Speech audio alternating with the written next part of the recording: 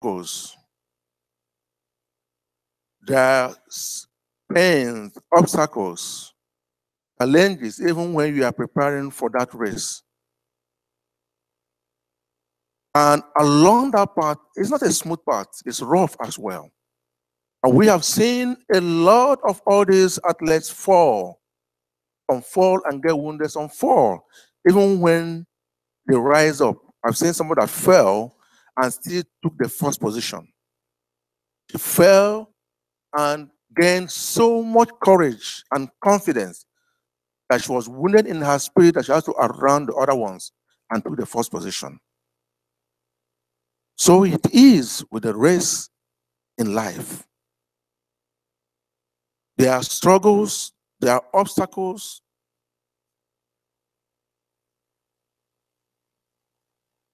And as a leader, we are all leaders, no matter your age. One day become a leader. You are a leader. You see us as a leader. You express yourself in the manner in which you have conquered the struggles. That makes you a strong leader, even in the church, even in the home.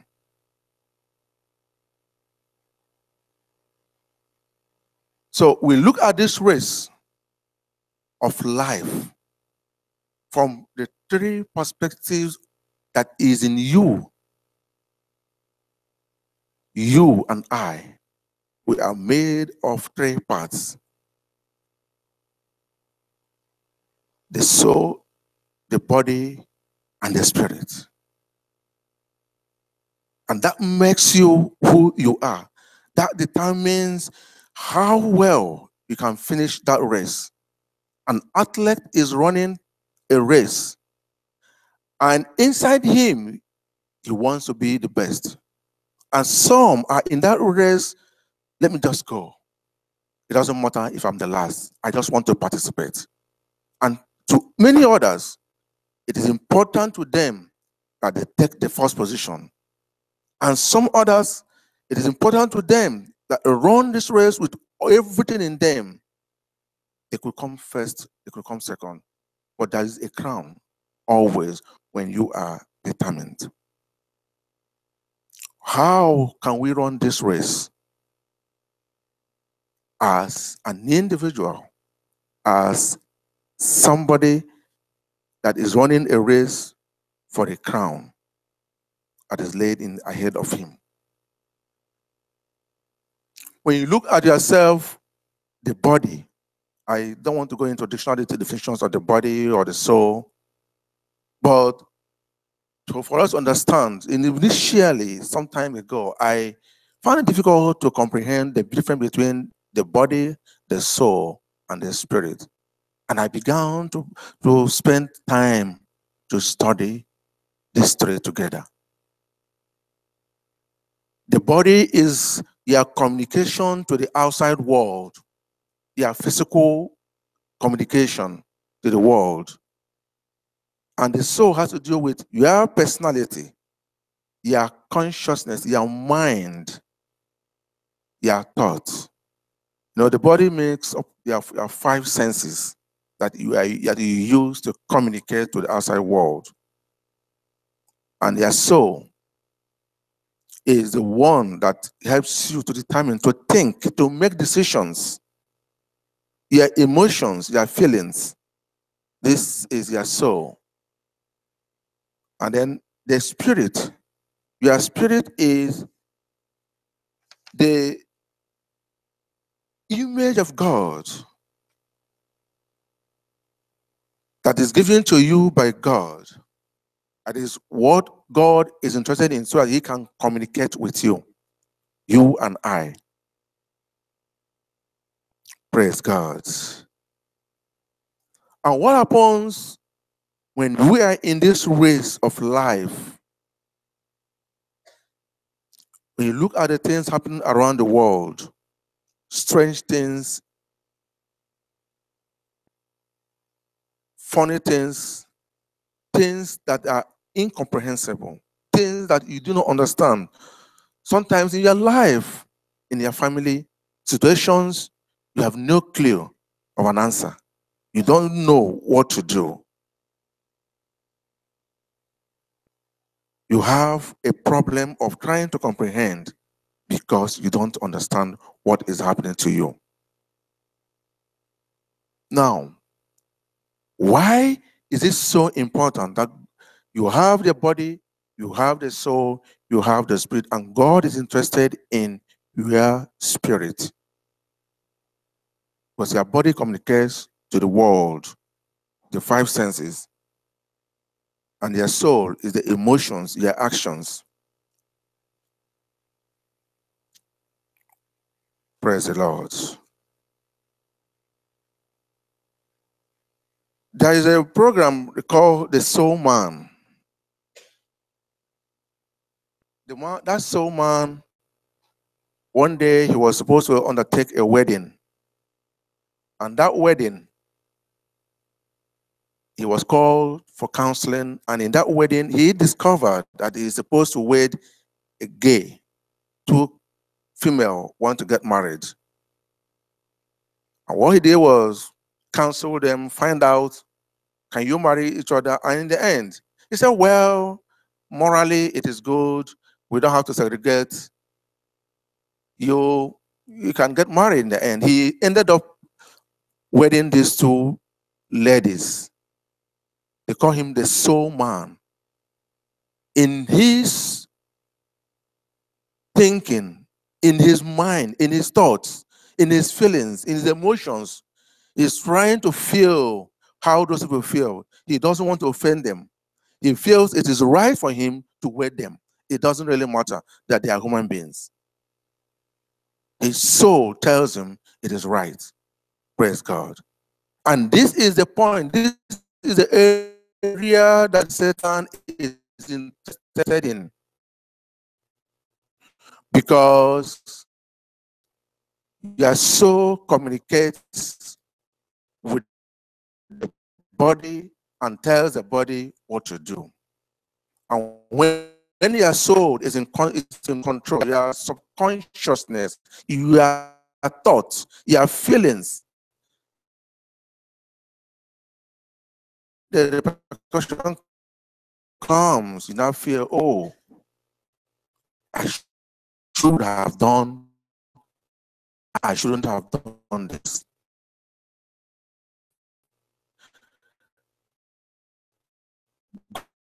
God, in his infinite goodness, put his spirit in us.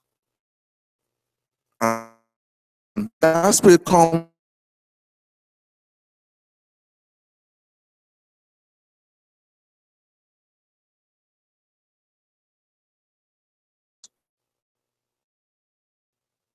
to run the race with endurance.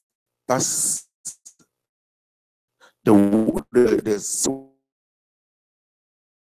word I want to pick out from this. With what?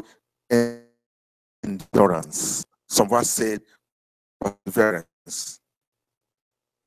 Praise God.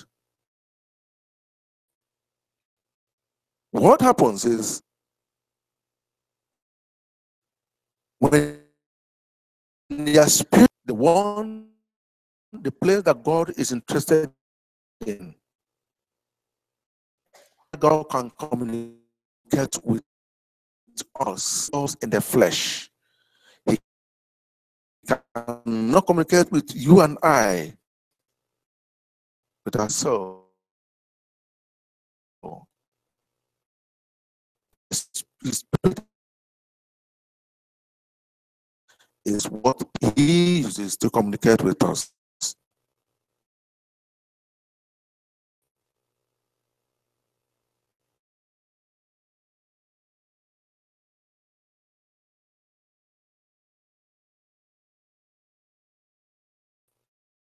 Before it gets to you.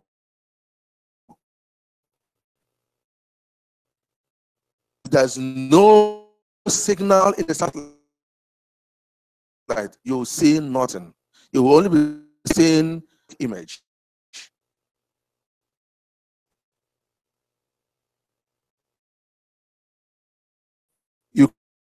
can only receive when there is communication.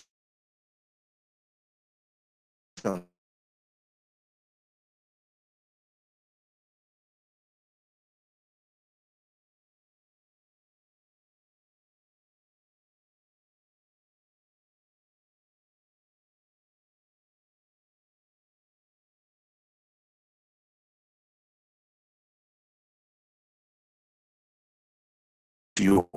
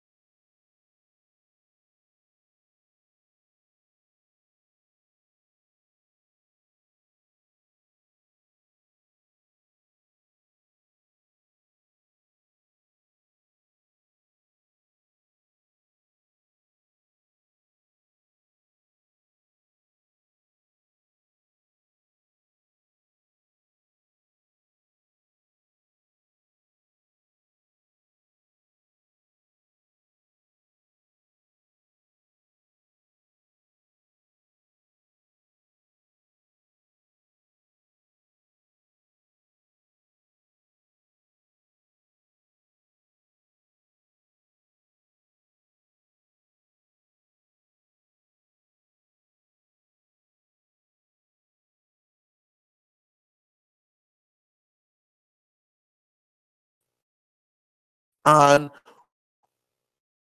you can only connect when you miss your path, when you see a signpost. The signpost of God is His Spirit that is in you.